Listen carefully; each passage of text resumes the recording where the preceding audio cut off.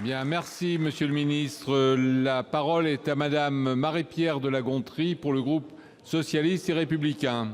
Merci Monsieur le Président. Ma question s'adresse à Monsieur le Ministre de l'Intérieur et au nom de mon groupe, je me joindrai aux propos qui ont été tenus à l'instant par notre collègue Guillaume Gontard. Monsieur le Ministre de l'Intérieur, vous le savez, toutes les associations humanitaires protestent depuis quelques jours contre la circulaire que vous avez prise le 12 décembre qui demande ni plus ni moins qu'un tri dans les personnes qui sont accueillies dans les centres d'hébergement d'urgence, et cela au détriment, au mépris du principe d'accueil inconditionnel qui est inscrit dans notre droit, Monsieur le Ministre, et qui fait l'honneur et la grandeur de notre pays.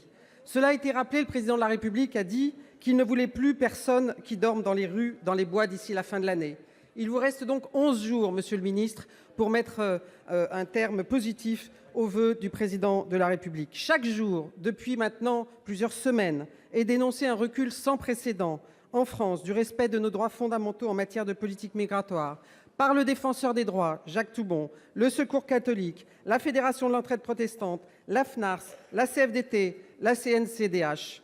Vous le savez, ça a été rappelé, à Paris, des tentes des migrants sont lacérées. À Calais, des centaines de couvertures sont détruites. Certains, ça a été rappelé, traversent les Alpes dans des températures glaciales au risque de leur vie. Les maires de grandes villes vous ont saisi de toutes couleurs politiques pour vous faire part de leur inquiétude. Alors, Monsieur le ministre de l'Intérieur, vous avez fait une réponse qui est un peu à côté. Aucun être humain, migrant ou non, ne peut être traité au mépris de nos règles de droit et au détriment de notre humanité. Le président de la République, alors candidat, mettait en avant l'honneur de la France d'accueillir des réfugiés, mais les paroles se sont envolées, les actes restent et disent aujourd'hui le contraire.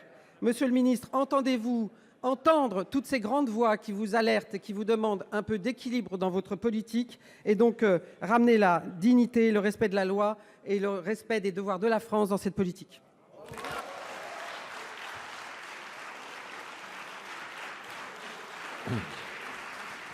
Bien, la parole est à Monsieur Gérard Collomb, ministre d'État, ministre de l'Intérieur.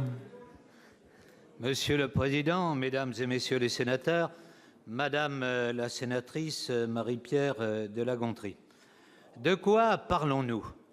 Nous parlons du programme d'état d'urgence 177. Il se compose de 2 centres différents, les CHRS, centres d'hébergement et de réinsertion sociale, qui accueillent des personnes ou des familles qui connaissent des graves difficultés, notamment économiques, familiales, mais aussi des difficultés de logement, de santé ou d'insertion. Le but est de les aider à accéder à leur autonomie personnelle ou sociale ou de la recouvrer. Deuxième point, les centres d'hébergement d'urgence. Les centres d'hébergement d'urgence qui permettent la mise à l'abri de toute personne pour un temps très particulier. Au 31 décembre, ce nombre de places était de 128 000, en augmentation de 95% par rapport à 2010. Oui, mesdames et messieurs, nous avons doublé le nombre de places et aujourd'hui, cela ne suffit pas, ce qui montre que nous devons avoir une politique, comme je vous l'ai dit, d'immigration qui soit une politique responsable, et c'est, mesdames et messieurs les sénateurs, ce que nous continuerons à faire.